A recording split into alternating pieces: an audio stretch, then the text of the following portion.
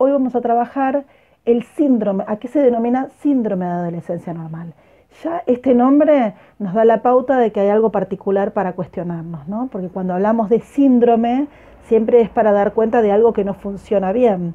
Acá la autora lo trae como el síndrome de la adolescencia normal, como que hay algo de la no estabilidad o de la no normalidad, pongamos todo entre comillas porque estamos hablando de términos de construcciones, de la no normalidad como algo normal en una etapa, ¿sí? Entonces ya el título nos dice que estamos hablando del síndrome de la adolescencia normal. Este síndrome de adolescencia normal tiene que ver con algo de lo que adelantaba en la clase pasada, de pensar este tiempo como los tiempos de elaboración de duelos por el rol de los padres, del duelo por el cuerpo infantil y el duelo por el rol del nuevo rol que tiene que desafiar este nuevo adolescente, ¿no? Bueno, son tiempos de duelo, de elaboración de duelo, de los que hablábamos en la clase anterior, y que tienen que ver entonces con permitir la conformación de una nueva identidad propia de esta etapa. Vamos a abordar entonces las conductas que la autora denomina como este síndrome de adolescencia normal. La primera conducta tiene que ver con la búsqueda de sí mismo y búsqueda de la identidad. Esto va en consonancia con lo que hablábamos, ¿no? Hay algo por la irrupción de las cuestiones hormonales, por la irrupción del nuevo cuerpo adolescente, que el niño tiene que elaborar todo un duelo en relación a su cuerpo, pero también a partir de eso todo un duelo de su rol infantil. Y inevitablemente esto nos convoca a buscar una nueva identidad, ¿no? ¿Quién soy? Ahí en el texto, cuando lo lean, van a ver que habla de cómo se reconoce como un sujeto total. Y esta transición entre cambiar de ser un niño a ser un adolescente, buscando una identidad propia de esta etapa, bueno, va a tener muchos cambios y diversas características. Lo biológico entonces va a ser un punto importante para esta fractura y esta convocatoria a buscar una nueva identidad, y la autora va a dar mucha importancia a este aspecto biológico. Nosotros no le vamos a dar tanta importancia a todos los cambios biológicos que elabora en el texto, pero sí vamos a decir que ahí inevitablemente el sujeto tiene esta tendencia a buscar dónde identificarse. Se identifican entonces con otros, con modelos sociales que tiene cerca, y a veces, ahora vamos a plantearlo así, a veces el sujeto adolescente se identifica hasta aspectos negativos y se aferra a ciertos aspectos negativos porque es menos angustiante estar identificado con algo malo que no estar identificado con nada, ¿sí? Entonces, me parece interesante señalar esto para pensar que desde lo social, desde el acompañamiento de la escuela, del acompañamiento como adultos de este proceso, es tal vez la diversidad de modelos identificatorios permite entonces esta posibilidad de ir corriendo y teniendo más opciones y no quedar fijado a objetos negativos que obturan la posibilidad de elaboración de estos duelos, ¿sí? Otro tipo de conducta para tener en cuenta es el concepto de tendencia grupal. Es muy claro y es un dato que todos conocemos, la tendencia grupal en la adolescencia. Pensémosla por qué y a qué se debe. Tiene que ver con este aspecto de la búsqueda de la identidad y cómo, como un comportamiento defensivo, el sujeto ante esta particularidad que siente en su cuerpo, ante esta diferencia y este caos, ¿no?, que se produce en la elaboración de todos estos duelos, tiende como una conducta defensiva a la uniformidad, tiende a lo grupal como una posibilidad de mezclarse, ¿no?, mezclarse con otros y que ese grupo sea parte de la elaboración de lo que debería elaborar individualmente, se le permita elaborar grupalmente.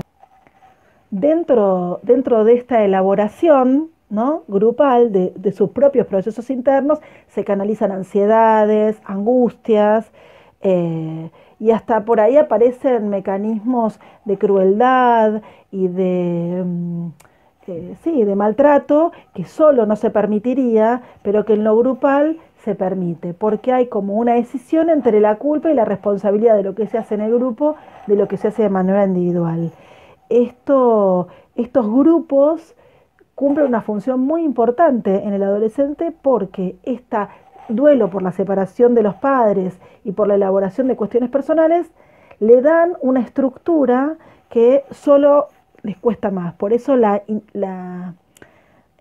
pertenencia al grupo en este momento de la adolescencia se vuelve tan importante y tan imprescindible para ellos, ¿no? Cosa que a veces separarse de un grupo es tan traumático como la pérdida de algo importante para ellos. Otra conducta particular es la necesidad de fantasear y de intelectualizar.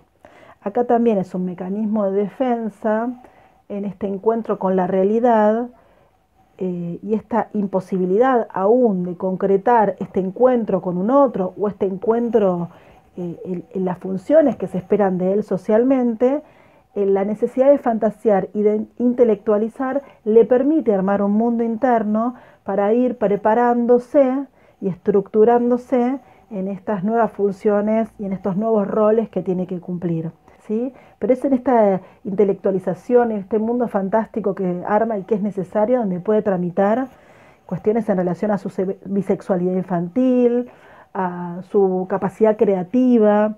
Es un momento muy rico, productivo en la adolescencia. De hecho, muchas obras artísticas, muchas canciones, muchos versos, muchas obras literarias aparecen en esta etapa donde hay una sublimación de toda esta cuestión interna muy rica que, bueno, puede pasarse a veces, en el mejor de los casos, a producir obras artísticas interesantes, ¿sí?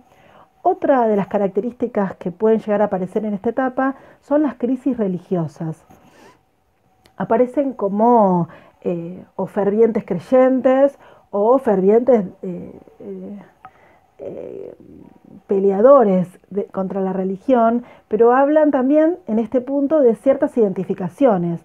En esto donde hablamos de la separación del rol paterno y del rol materno, hay algo en lo religioso que puede aparecer como un lugar identificatorio o un lugar a donde poder dirigir también sus broncas y sus peleas, ¿sí? O sea que las crisis religiosas o las crisis de ateísmo extremo son unas características propias que pueden aparecer en esta época. No porque no aparezcan después, sino porque en esta época toman una importancia a veces muy protagónica. Otra característica que me parece muy divertida, que es la desubicación temporoespacial, más que nada temporal, desubicación temporal. ¿A qué nos referimos con esto? Es que hay un tiempo vivencial en el adolescente. El tiempo es el tiempo de vivencia, de sus necesidades. Y hay una desconexión con el tiempo real o el tiempo que manejamos en el mundo adulto. Entonces puede haber, en el texto habla de que, por ahí alguno se identifica con esto, pero del tiempo que uno tiene para estudiar, y bueno, un padre que le pregunte, bueno, ¿estudiaste para el examen? Sí, tengo tiempo. ¿Cuándo es el examen? Al otro día, ¿no? Pero para el adolescente se le figura como que eso es mucho tiempo. Pero si tiene que comprar un vestido para una fiesta o cierta jueguito de play, el tiempo es ahora, no hay ninguna posibilidad de espera. Cuando yo era adolescente recuerdo que se utilizaban las agendas como medio un diario íntimo, no sé si se sigue usando, por ella es una antigüedad, pero recuerdo que nosotros agarrábamos la agenda y la usábamos no respetando los días, pegábamos cosas, escribíamos cosas, como haciendo de ese tiempo ordenado de la agenda un absoluto tiempo subjetivo, ¿sí? Entonces hay una desorganización temporal necesaria en esa etapa donde los tiempos son los tiempos singulares, ¿sí?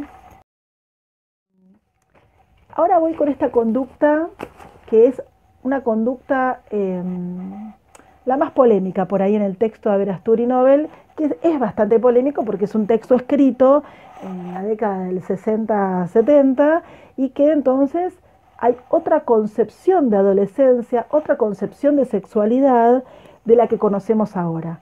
Todo lo que venimos trabajando en este cuatrimestre, donde hacemos y ponemos el acento permanentemente en que todo esto es una construcción social, política, económica, cultural. Entonces, a medida que va cambiando las etapas y las épocas, vamos a encontrarnos con construcciones teóricas diferentes. Me parece que en este punto, cuando habla del pasaje del autoerotismo a la heterosexualidad, es un título que ya en el 2020 no tendría lugar posible. Vamos a dejar el título porque respetemos a lo que el autor que nosotros traemos para trabajar, pero podríamos poner nuestro arreglo ahí como el pasaje del autoerotismo a la exogamia, que no es lo mismo que decir heterosexualidad, porque la heterosexualidad ya nos habla de encontrarnos con un sexo otro y tiene otra connotación. Nosotros, bueno, en esta conducta la autora va a hacer mucho hincapié en este pasaje necesario que aparece del autoerotismo al encuentro con otros en el plano de lo sexual. Pero la autora lo va a ubicar en el plano de pasar del autoerotismo a tener una relación estable con el sexo opuesto. Bueno, lo dejo para que lo debatamos en los foros, me parece que esto ya no tendría mucha vigencia en la actualidad. Pero sí me parece interesante rescatar lo que podemos rescatar de esta unidad, que es en la adolescencia se da todo un proceso del pasaje del autoerotismo necesario para un conocimiento personal, para tramitar en la intelectualización y el fantaseo nuestro rol como ser sexuado, ¿sí? Esta irrupción de la genitalidad que hace que entonces hormonalmente se vuelva una sexualidad más activa, pero que eso despierta también implicancias psicológicas y subjetivas. Me interesa marcar acá que ese tiempo masturbatorio, ese tiempo de conocimiento, de autoconocimiento es necesario y que lo podemos ubicar como en una moratoria sexual. ¿Por qué moratoria sexual? Porque es un momento exploratorio necesario para saber cuáles son mis gustos, cuáles son mis preferencias, para ir construyendo esta identidad sexual también, que no es inmediata. Obviamente, todo este proceso genera muchas ansiedades, no solo ansiedades individuales, sino ansiedades de los otros que ven a su hijo en un rol sexual activo, ¿sí? Pero es una ansiedad que a veces se precipita haciendo un pasaje al acto sin dar tiempo a la moratoria sexual. Y por ahí se adelantan experiencias sexuales antes de saber bien qué quiero o cómo lo quiero, ¿no? Etcétera. Acá entonces me parece interesante desde la educación sexual integral trabajar sobre estos aspectos del autoconocimiento, hablar y dar lugar a que la sexualidad es una elección en relación a los propios gustos, no a una exigencia de otros, ¿sí? A veces socialmente, por estas ansiedades individuales de los adolescentes, se precipita a un pasaje al acto que puede ser de una experiencia saludable algo a veces un poco traumático. Este pasaje del autoerotismo a la exogamia, a la salida del propio cuerpo, bueno, va acompañado con un juego previo de el conocimiento sexual, la exploración de la curiosidad por ciertas cuestiones pornográficas, pero que en esta etapa también se ponen en juego conflictivas edípicas previas, ¿no? Que se han vivido en la infancia y que en la adolescencia resurgen y se tienen que reelaborar.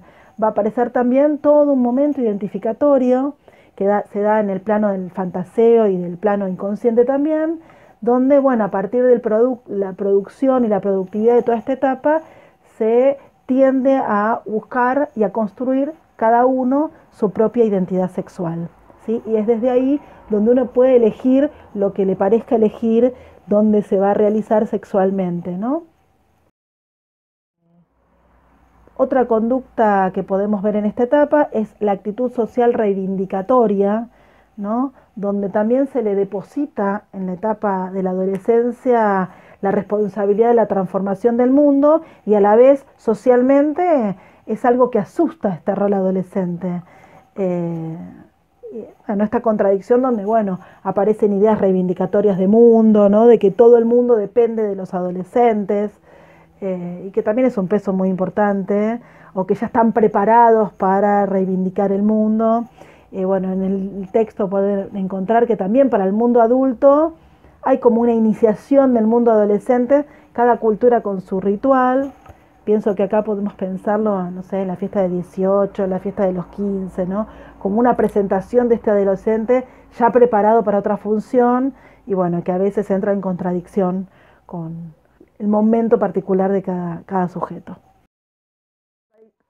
Otra conducta es las contradicciones sucesivas en las conductas, bueno, porque también esta labilidad que presenta en los mecanismos defensivos para enfrentar los duelos que ya hablamos, hace que, bueno, que el adolescente cambie permanentemente de actitudes o de conductas y que esto también es parte de esta etapa de normalidad. ¿Sí? La fluctuación, si vemos a alguien muy correcto y muy determinado en la adolescencia, bueno, también esto sería más llamativo que verlo más productivo y más volátil y más cambiante.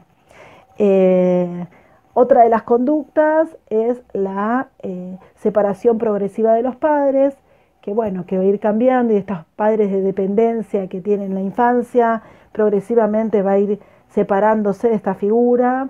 A veces esta separación se convierte en ponerlos en lugares de rivales. Esto no quiere decir que sean rivales reales, sino que es una posición de desidentificarse de ellos para poder identificarse con otras posiciones, ¿no? Y aparte, bueno, el padre de la adolescencia cumple otro rol. Acá también me parece hacer un señalamiento que también los padres, adolecen la adolescencia de sus hijos, porque la adolescencia de sus hijos marcan su pasaje de la juventud. A veces vemos en la adolescencia de los hijos un reflotar de intento de juventud de los padres, no esta cosa de las madres identificándose a las hijas o estos momentos de crisis de la mediana edad de ciertas figuras paternas, ¿no? Que ocurren en la adolescencia de sus hijos. Es interesante y ahora cuando terminemos les quiero dar una película para que observemos algunas de estas cosas. Y la última conducta que me interesa marcarles es la fluctuación de humor y de los estados de ánimo, que es una característica lógica del adolescente, bueno, que va acorde con todo lo que hablamos hasta ahora, ¿no? Todos estos cambios internos y externos que hacen que el adolescente, bueno, fluctúe desde un humor horrible hasta exaltaciones del estado de alegría, que tal vez no tengan a veces un punto en lo exterior, sino que sea como el resultado de una elaboración interna. Hasta aquí las 10 conductas que que el texto de Aberasturi Nobel nos presentan. Me parece que están buenas, que está buena para que las leamos, para que las tengamos en cuenta y para pensar que la adolescencia es una etapa de inestabilidad, de fluctuación, de elaboración y de un montón de cosas que pudimos ir diciendo a lo largo de este recorrido. Siempre me acuerdo, no sé, les recuerdo, búsquenlo por internet los más jóvenes, pero hace unos años hubo un caso de un adolescente en una escuela en Carmen de Patagones que un día entró armado a la escuela y valió a sus compañeros y bueno, hubo muertes y bueno, fue una tragedia importante. Lo que siempre me llamó la atención es que cuando le preguntaban a los profesores después de lo ocurrido por las características de este chico, decían, no podemos entender qué pasó. Era buenísimo, siempre tranquilo, nunca se expresaba mal, no hablaba con nadie, era muy callado, ¿no? Entonces era, podríamos decir, muy normal. Y lo que estamos hablando con este texto es que en la adolescencia lo que aparece como lo esperable como normal son todos estos síntomas, todo esto que compone el síndrome de la adolescencia normal, ¿no? Que no haya nada de lo tranquilo y equilibrado. Nosotros como profesores, como referentes adultos de estos adolescentes, tenemos que tener en cuenta esto, que por ahí eso que nos parece lo más tranquilo, tal vez sea una advertencia de alguna cierta patología en curso, ¿sí? Y también saber que desde nuestra posición de profesores ubicamos a veces estas figuras parentales, no porque seamos los padres, no porque querramos serlos, sino porque hay proyecciones en relación del adolescente para con nosotros que nos ubican en un lugar parental identificatorio, que como trabajamos en otros textos, veíamos que ahí se pueden tramitar estos duelos de los que fuimos hablando hoy. Como actividad para esta clase, les propongo, ya que tenemos tiempo y estamos en cuarentena y algún día que tengan ganas, les propongo que vean, para el que la vio, que la vuelva a ver, una película que está buenísima, si la puedo encontrar les voy a dejar el link, que se llama Belleza Americana. Es un clásico, ya tiene varios años, pero me parece que teniendo en cuenta estas 10 conductas del síndrome de la adolescencia normal, podemos hacer una lectura crítica ahora desde lo teórico a la película. Les mando un beso enorme, ojalá que sea de utilidad esta clase y bueno, nos vemos en los foros.